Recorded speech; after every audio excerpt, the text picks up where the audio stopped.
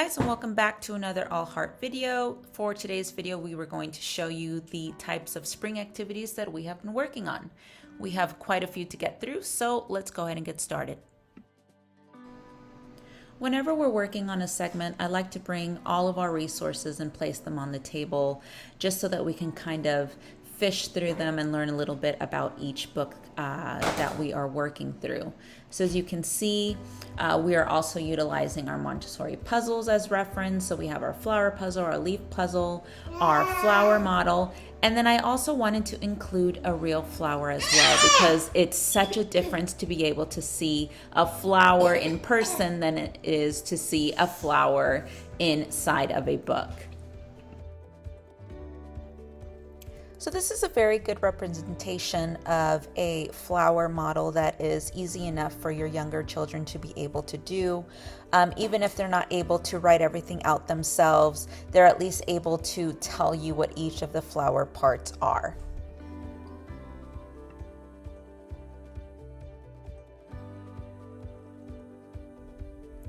So this time around, I thought it would be fun for my son to actually dissect a flower and be able to label all of the individual parts. Like I said, it's a lot different to be able to label just a picture or a diagram on a sheet of paper than it is to actually take a look at all of the individual parts of a flower and label it this way. It was so much fun, and my son really enjoyed it. So now that I feel that my children really have kind of recapped all of the labeling of the different parts of the flower, I thought it would be fun to draw our own flowers. Now, my daughter is using the metal inset of the quatrefoil. Every time she uses it, she says it looks like a flower, and she really wanted to use it, so I thought it was just perfectly fine. And every time that she is drawing a flower, she is going through and telling me all of the different parts. So she was telling me the petals, she was telling me where the pollen goes, and then as she draws the stem, she tells me where the stem is, and so on and so forth. I like that I've kept all of my children's work over the years because it's nice to be able to go back and see how much they've improved, not just in the information that they've learned, but the information that they've retained, and also all of their pictures. They have just gotten better and better every single year. And as you can see here, my son, his pictures of the wildflowers are getting just so much more detail. And I really love using this book by Julia Rothman because it includes so many beautiful diagrams and so many different examples of beautiful wildflowers. Another reason why I like utilizing Julia Rothman's books is because she also includes companion books and also different ways where you can have printouts where you can use the books as reference. So it comes in really handy in a homeschool setting where if you have older children that you want them to get a little bit more detailed, you can utilize that.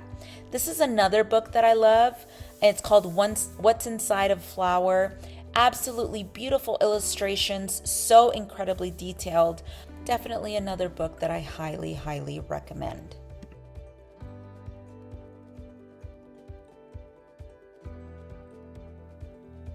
Because I knew that we were going to be working on some painting activities, I wanted my daughter to review how to be able to mix primary colors to create new colors. So I found that this way was not only fun, but very educational as well. And you don't really need a lot of materials. You could just use bowls or plates or cups. I decided to use the ice cube trays just because that gave her a few more examples and just more ways that she's able to mix colors for a longer time than having to replace a lot of cups every so often. But you basically just use food dye in the primary colors of red, yellow, and blue, and just let them have at it with a dropper. She's able to choose how many drops of each color, and she's able to see that the colors change depending on the amount of drops that she is adding. So the more concentrated, the darker the color is, the less concentrated, the less dark of a color it is. So it was really fun just before our painting activity.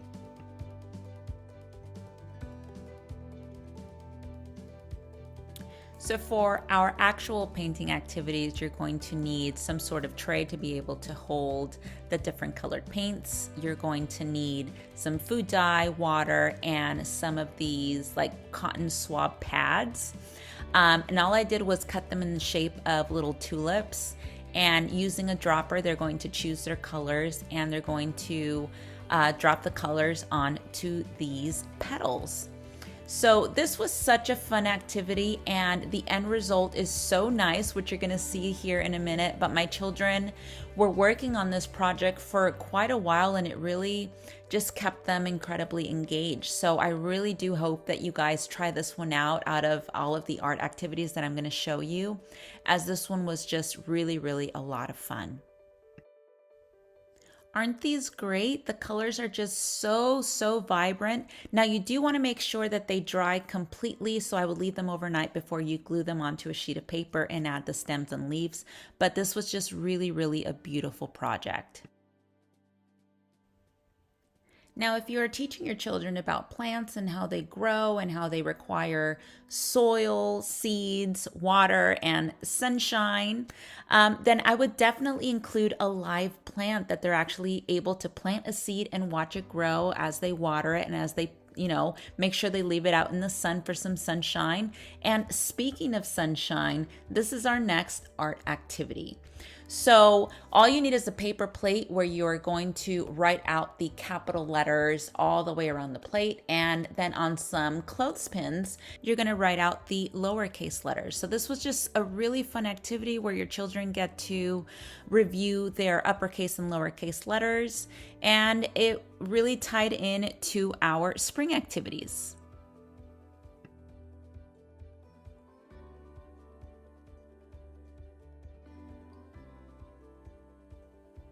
Now you can't have beautiful flowers without including, of course, our pollinators, our bees. So I printed out this diagram of all of the bee parts, one with the labels and one without. That way my son can label them.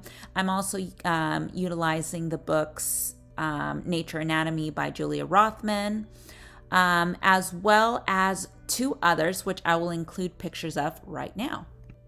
So this one is called A Child's First Library of Learning, Insect World. This was a really great resource, as well as the Eyewitness books all about insects. So definitely two books I highly recommend.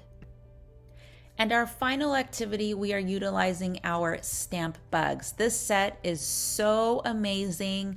Once my children were familiar with the different parts of an insect, of course we had to create our very own insect, the honeybee. So this was really great, and I felt like this really helped my youngest child, who is now 5, really learn all of the different parts of the bee, the different parts of an insect. So she was able to pick out and choose the different parts of the insect and be able to stamp it. So she learned the antenna, she learned the head and the abdomen, the forewing and the hind wings, the legs. She knows where the bee is able to pick up pollen. So this was just the perfect activity to add to this segment. And as you can see here, after my son was done with this picture, he was able to go ahead and label the different parts of the bee. And this led to our very next lesson about how bees collect pollen. So the bee lands, picks up some of that pollen. So you can see that there's pollen. Yes.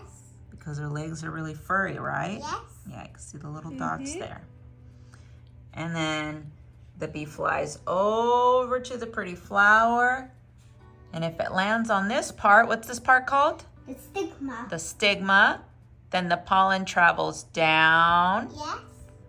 into the female part of the flower. What's that called? The ovary. The ovary. Right. And what is it? And it makes more seeds. That's right. And that concludes our spring activities for this week.